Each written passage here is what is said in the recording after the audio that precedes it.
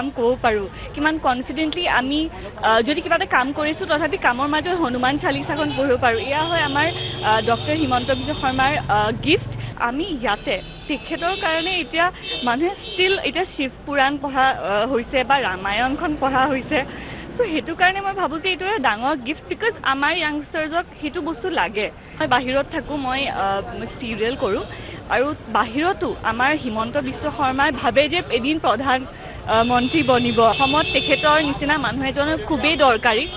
মই খুবেই ভাল পাইছোঁ এটা ইমান ডাঙৰ এটা ইভেণ্ট যে মই এটেণ্ড কৰিব পাইছোঁ, তাৰ কাৰণে মই খুবেই সৌভাগ্যৱান। আৰু ডক্টৰ হিমন্ত বিশ্ব শৰ্মাৰ আকৌ এইবাৰ তেখেত চিফ মিনিষ্টাৰ বনিছে। তাতছে ভাল কথা কি, অসম যোৱা 5 বছৰ যিমান আগুৱাইছে আমি সেইটো ভাবিব নোৱাৰোঁ। আগতে যেনেকুৱা অসম আছিল এতিয়া একেবাৰে বদলি হ'ল, আৰু অহা 5 বছৰ মানে আমি আৰু মানে বেলেগ এখন অসম দেখা পাম। আৰু তেখেতে খুব ডিচিপ্লিন আৰু চিনচিয়াৰিটি দি কাম কৰে, আৰু তেখেত চিফ মিনিষ্টাৰৰ বাহিৰেও আমাৰ ৰোল মডেল, আমাৰ য়াংষ্টাৰ্ছৰ কাৰণে ৰোল মডেল, বিকজ তেখেতৰ যিটো হাৰ্ডৱৰ্ক আৰু চিনচিয়াৰিটি সেই আৰু লগতে সেই আমাৰ হিন্দুত্বৰ কাৰণে তেখেতে যি কৰিছে, আজি আমি কিমান কনফিডেণ্টলি জয় শ্ৰী ৰাম ক'ব পাৰোঁ, কিমান কনফিডেণ্টলি আমি যদি কিবা এটা কাম কৰিছোঁ তথাপি কামৰ মাজত হনুমান চালিচাখন পঢ়িব পাৰোঁ। এয়া হয় আমাৰ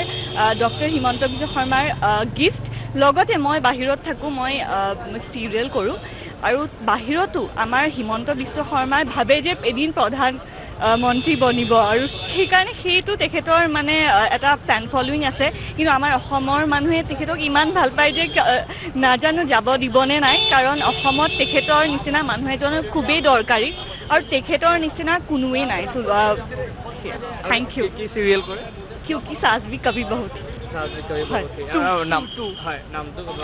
তেখেতৰ মই তাতে মই নীতু কেৰেক্টাৰটো কৰি আছোঁ। হয়, আপুনি কৈছে যে মানে জয় শ্ৰীৰাম বুলি এতিয়া আমি মুক্ত মনে ক'ব পাৰোঁ। আপুনি এনেকুৱা ভাবে নেকি যে আগতে আমি ক'ব নোৱাৰিছিলোঁ? ডেফিনেটলি নোৱাৰিছোঁ। আগতে সেই ৰিলিজনটো মানে অলপ লুকাই কৰিব লাগে, ভয়ে মানে, আৰু মানুহে হাঁহেও ন, বেছি পূজা কৰে ছোৱালী, বেছি এইটো মানে কাম নাই। কিন্তু আমি ডক্টৰ হিমন্ত বিশ্ব শৰ্মা ছাৰৰ কাৰণে, আৰু চাওক বাহিৰত বিহাৰ চিহাৰ তথাপি মানুহ অলপ ৰিলিজিয়াছ হয়, কিন্তু আমি ইয়াতে তেখেতৰ কাৰণে এতিয়া মানুহে ষ্টিল এতিয়া শিৱ পুৰাণ পঢ়া হৈছে বা ৰামায়ণখন পঢ়া হৈছে। চ' সেইটো কাৰণে মই ভাবোঁ যে এইটো এটা ডাঙৰ গিফ্ট, বিকজ আমাৰ য়াংষ্টাৰ্ছক সেইটো বস্তু লাগে। যে কাৰণ যেতিয়াই আমি ধাৰ্মিক হওঁ তেতিয়াই মানুহ এটা ডিচিপ্লিন হয় নাই কওকচোন। ৰাতিপুৱা আমি যদি হনুমান চালিচাখন পঢ়ি যাওঁ তেতিয়া আমাৰ দিনটো এটা ভাল যায় বা চিন্তাখিনি ভাল আহে। মানুহে য়াংষ্টাৰ্ছৰ কাৰণে আমাৰ বহুত ভাল হৈছে, মানে সেইটোৱে। আৰু আপুনি এতিয়া কৰ্মসূত্ৰে ক'ত থাকে? মুম্বাইতে থাকোঁ মই। একচুৱেলি মোৰ কিয় বেলেগ এটা কাম আছিল, কিন্তু মই ভাবিলোঁ যে এই ইভেণ্টটো ইমান ডাঙৰ ইভেণ্ট, মই বহুত মানে থেংকফুল যে এটেণ্ড কৰিব পাৰিলোঁ, আৰু সেয়াই ভগৱানৰ। ইভেণ্টটোৰ কাৰণে আহিছে? হয়, ইমান ডাঙৰ ইভেণ্ট, আৰু 18 মানে গোটেই ষ্টেটছৰ মিনিষ্টাৰ্ছ আছিল, 22 ষ্টেটছৰ মিনিষ্টাৰ্ছ আছিল, আৰু লগতে মই সকলো মানে গোটেইখিনি মন্ত্ৰী যিখিনিয়ে শপত গ্ৰহণ কৰিছে তেখেতসকলকো চাবলৈ খুব মন আছিল, আহিলোঁ। আপুনি যদি মুম্বাইত থাকে, এটা কথা কৈছে, মুম্বাইত হিমন্ত বিশ্ব শৰ্মাৰ চৰ্চা আছে নে কেনেকুৱা ধৰণৰ? মানে কি ক'ম আপোনাক, মানে মই এদিন কেবত গৈ আছিলোঁ লগতে আছিল মোৰ দেউতা আৰু মা। ঠিক আছে, अच्छा आप लोग हिमंत विश्व शर्मा के वो तो मैं मतलब उनका तो एक दिन वो चीफ मिनिस्टर प्राइम मिनिस्टर बनेंगे। मैं उनको बहुत पसंद करती हूँ, और मैंने गुटे মানে ইভেন এক্টৰ্ছবিলাকে ডক্টৰ হিমন্ত বিশ্ব শৰ্মাক চিনি পায়, কেব ড্ৰাইভাৰ্ছ বা আমি যোনটো ফিল্ডৰে মানুহক লগ পাওঁ, মেকআপ আৰ্টিষ্ট হয়, ডিৰেক্টৰ্ছ হয়, ডক্টৰ হিমন্ত বিশ্ব শৰ্মাৰ নাম চবৰে নামত। মানে আমি নিজেই আচৰিত হৈ যাওঁ যে এনেকুৱাও হ'ব পাৰে নেকি।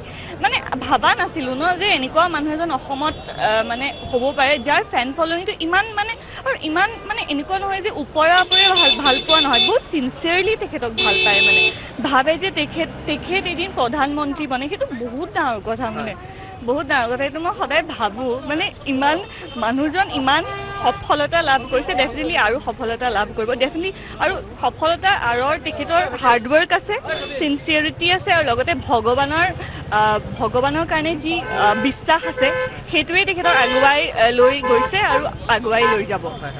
আপুনি কাৰ লগত কাম কৰিছে আপুনি মুম্বাইত বৰ্তমানলৈকে? মই এনেই একতা কাপুৰ প্ৰডাকশ্যনত কাম কৰিছোঁ, তাৰপিছত মই এইবাৰ কলমি বি 2ত আছোঁ। কোনো ডাঙৰ তাৰকাক লগ পাইছে নেকি বলিউডৰ? মই কাৰ্তিক আৰ্যনক লগ পাইছোঁ, তাৰপিছত অজয় দেৱগন, কৰীনা কাপুৰ, তাৰপিছত ৰণবীৰ কাপুৰ। তেওঁলোকে কি কি কৈছে আপোনাক? এনে কিবা অসমৰ কথা কৈছে নেকি বা স্পেচিয়েলি কিবা এনেকুৱা মমেণ্ট আছে নেকি আপোনাৰ লগত যিটো শ্বেয়াৰ কৰিব পাৰে আৰু বহুত মানে মেমৰিয়েবল হয় এনেকুৱা কিবা? অজয় দেৱগন হওক, কাৰ্তিক আৰ্যন হওক, তেওঁলোকে মানে তেখেতক মই অলপ দূৰে দূৰে লগ পাইছোঁ, ইমান ওচৰৰ পৰা লগ পোৱা নাই।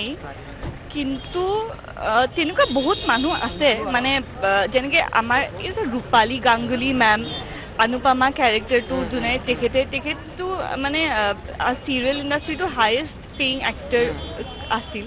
এতিয়া ছেকেণ্ডত হৈ গৈছে, এতিয়া স্মৃতি ইৰাণী মেম ফাৰ্ষ্টত হৈছে।